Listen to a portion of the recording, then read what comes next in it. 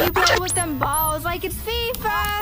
Hit or miss. I guess they never miss, huh? You got Hammaga assalomu alaykum o'rtoqlar. Men ismim Abdulaziz.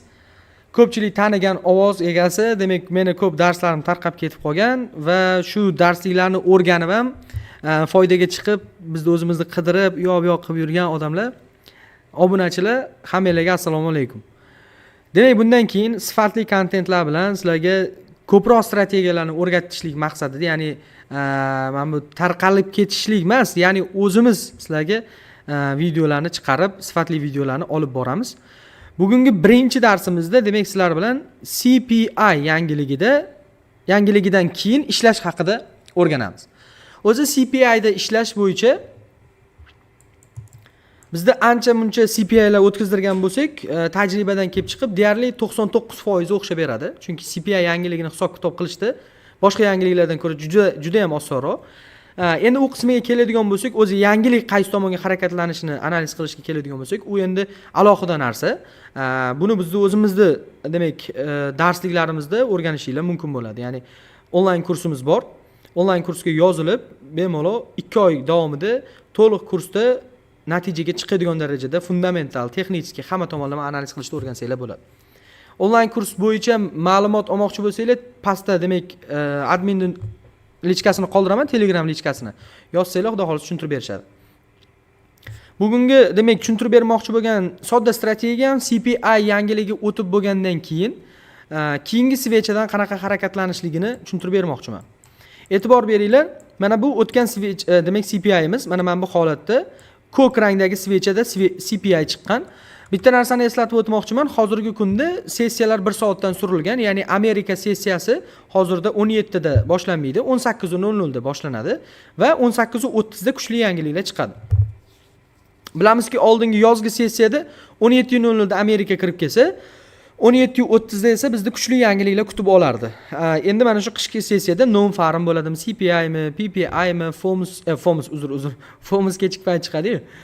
Xullas hamma yangiliklar, mashhur yangiliklar endi bundan keyin 17:30 emas, 18:30 da sizlarni kutib oladi.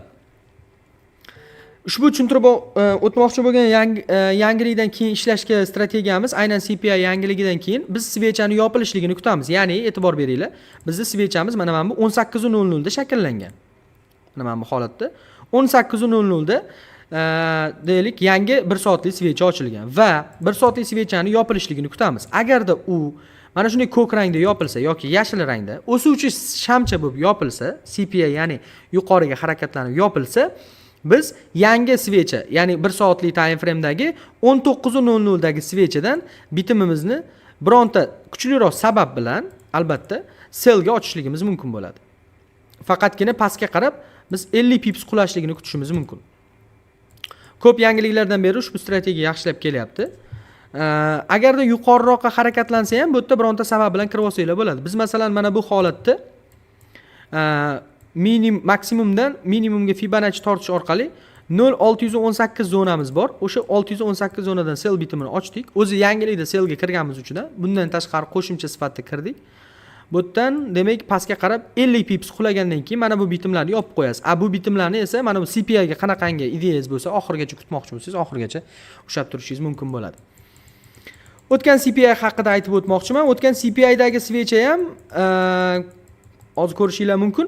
Bu yerda ham svechamiz yuqoriga harakatlanuvchi svecha bo'lgan. Demak, rangi yashil bo'lib yopilyapti. Keyingi svechada 7 dagi emas, bu yerda endi 6 dagi, chunki u paytda CPI 17:30 da chiqqan. Demak, mana shu 17:00 dagi svecha ko'k yopilsa, sellga bitim ochamiz 6 dagi svechadan 94 pips tushib berishligini ko'rishimiz mumkin. O'zi 50 pips tushib bersa, strategiya o'zini oqlagan bo'ladi.